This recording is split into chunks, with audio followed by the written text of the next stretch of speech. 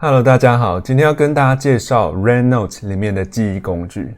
那关于记忆工具的使用，我们在我们第一个影片里面就有粗浅的介绍怎么使用两个冒号去产生一个简单的 flashcard。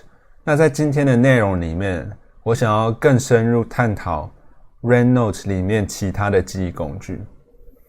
那 RedNote 它里面的记忆工具大概有分这三种。第一个是你可以针对一个列表进行记忆，或是针对一个应该说，假设你要针对列表进行记忆的话，它有分两种形式。第一种是有序的列表，第二种是没有顺序的列表。好，那除了列表之外，第二个你可以使用的记忆工具是克漏字，也就是你在某个地方挖一个洞，然后你到时候当你要回答这个问题的时候，你就是需要验证说你是不是知道你挖的那个洞里面的内容是什么。那第三个记忆工具是图片的遮罩，你可以针对你上传的图片进行某一块区域的遮挡，这样子你在复习的时候，你就可以针对那一块区域来验证说你是不是已经了解了那个内容是什么。好，那我今天想要用宗教史的例子来跟大家说明怎么使用这个工具。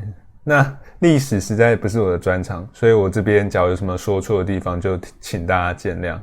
好，那我想要谈的内容是第一个，假设我想要用 list 来进行记忆的话，我这边找了一个宗教的年表。假设我要记忆这个内容好了，那我先把它复制过来。好，那我们复制过来之后，我想要在宗教史下面先进行第一个分支的分解。好，假设我宗教史下面的第一个内容树状图的内容是事件年份，好，然后我想要针对每一个事件的发生时间点再进行内容上面的记忆。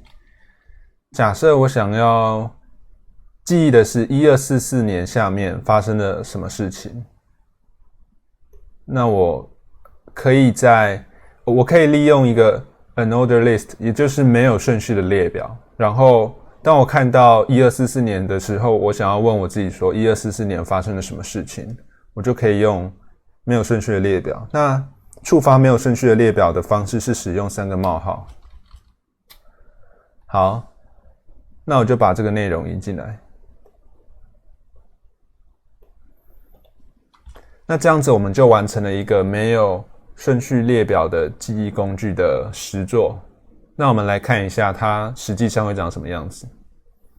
点这里，然后 practice document 里面的练习所有的卡片。好，那我们可以看到，当我们要复习这个内容的时候，它会出现这个东西，然后我点 show answer 的话，它会一次出现这个列表下面的东西，所以就跟之前用2个冒号产生一个 flashcard 的这个样式不太一样。对，因为你假如用2个冒号的话，它只能产生某一个列嘛，所以你用这个的话就可以一次记忆多个列。好，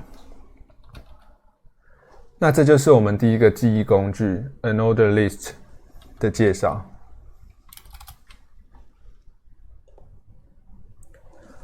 好，那假设我现在想要用 ordered list， 也就是我希望我记忆的东西是有一个顺序的，所以我在复习的时候它会产生第一条，然后我验证完我了解这一个第一条的内容之后，我再往第2条这样子依序复习的话，我要怎么做呢？我可以假设我现在要分解一个宗教史下面的大事件的话，然后我想要了解说十字军东征这件历史事件好了。好，然后我想要了解十字军东征它的目的是什么。那我这边想要用一个顺序的列表，那我要怎么做呢？我可以打2个冒号，然后数字的1再一个点，它就会产生一个有数字的列表。那其实你在这边也可以，你在这边也可以把某个列表调整成任何的一个类别，像第一种就是单纯的2个冒号，也就是之前在第一个影片里面有提到的内容。那这个就是刚才有讲的没有顺序的列表，那这个就是一个有顺序的列表。好，那假设十字军东征的目的有2个，假设有2个好了。我看一下在这里收复圣地耶路撒冷，然后第2个目的是政治、社会、经济。假设有这2个目的好了，那我们再来看一下，当我们在复习卡片的时候会出现什么。好，假设这个我们先略过好了。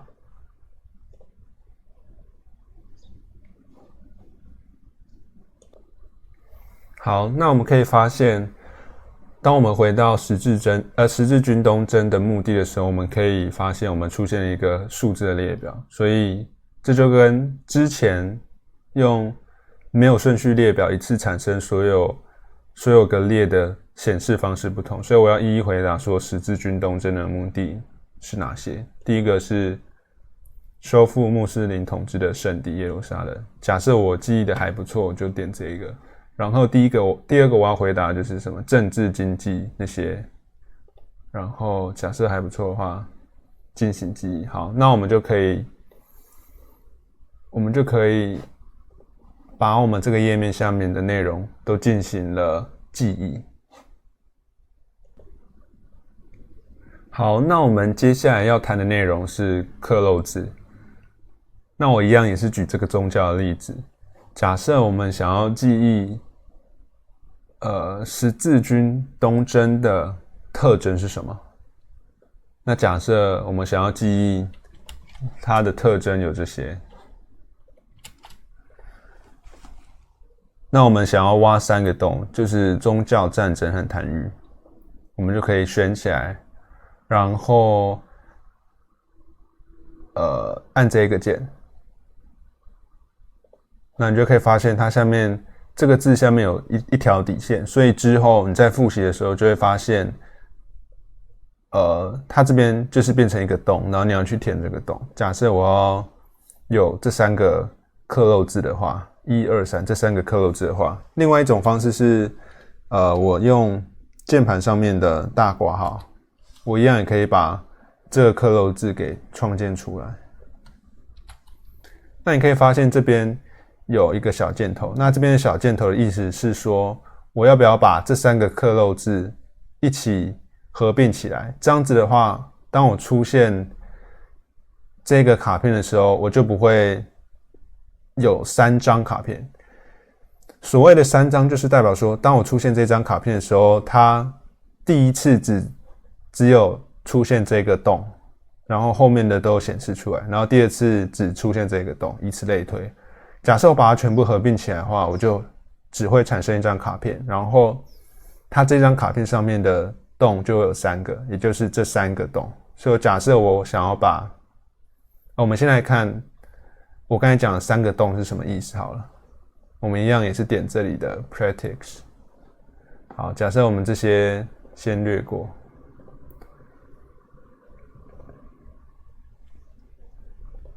好，我们可以发现它这边就是产生我刚才讲了嘛，第1个洞，然后接下来假设我们略过，好，第2个洞，然后第3个洞，对，所以假设我们不想要一次产生3张卡片的话，我们可以把这3个 merge 起来。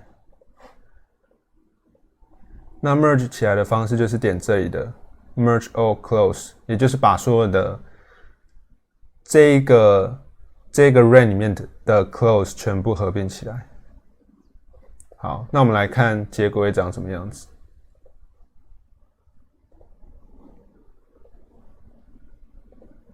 好，我们这略过，一样略过。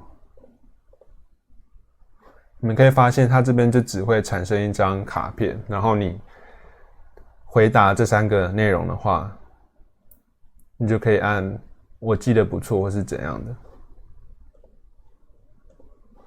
好，那我们就完成了我们第2个记忆工具的讲解。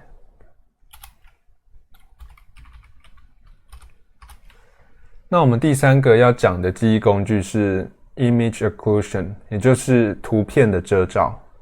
那这边的话，我想要用宗教的演变史来示范这个内容。假设我这边打演变，然后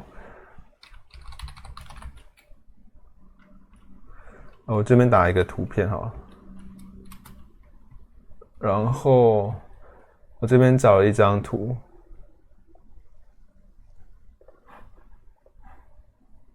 那我想要记忆这一张图片，我可以在这边贴上。那我们可以发现，当我们点击这个图片的时候，它这边下面有一个 Generate Image Occlusion Card， 也就是你可以产生有遮罩的一张图片。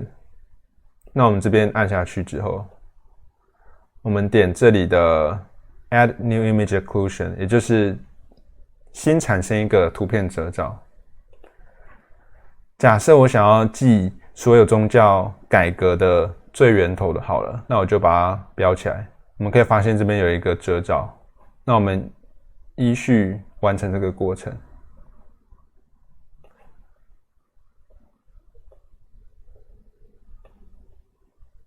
那假设这3个细节我不想要记忆的话，那我就做到这边就好。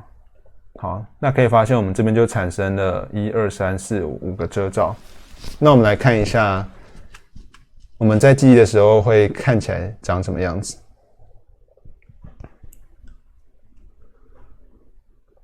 好，那我们这边都按，随便按。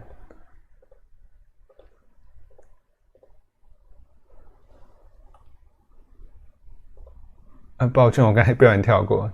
它产生的 occlusion 的样子就会长这样子，然后你就要问自己说，这个下面是什么？然后我就 show answer。那假如我回答正确的话，一样按不错。好，这边跳过。好，这边也一样。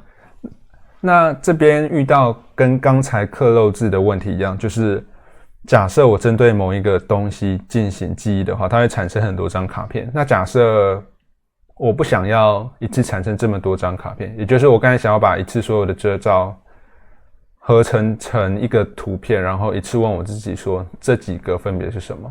那我要怎么做呢？但是我个人是推荐说，就是你的记忆越小块越好，这样子对你验证自己记忆哪一部分比较不熟也比较实用。那假设你真的想要把所有的这些遮罩合并起来的话，你可以回到图片这里，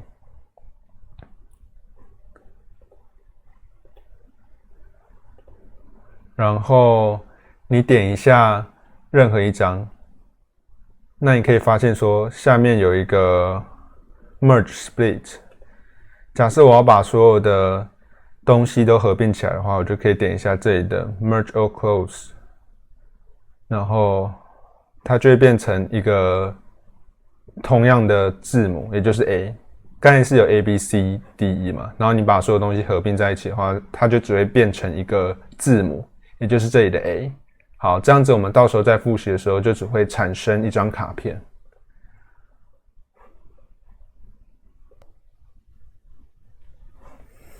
好，那今天的教学内容大概就到这边。那我想要提的是，我今天讲的 Image Occlusion 这个内容是在 Raynotes 的专业版里面的。我这边查一下，这里。所以假设你是 FreePlant 的使用者的话，就暂时没有这项功能。假设你是在 RedNote 改成有分免费版还有付费版之前就使用 RedNote 的话，它是有让你继续使用，可以让你继续使用这项功能。假设你是在它改成付费版之后才进行使用的话，然后你有想要试用这个功能的话，你可以在资讯栏的下面有一个我的连结。假设你有想要试用的话，你就可以用那个连结进行注册，这样子你我都会有多1个月的专业版的功能。虽然我是已经付费啦，可是我觉得这项功能真的还蛮不错用的。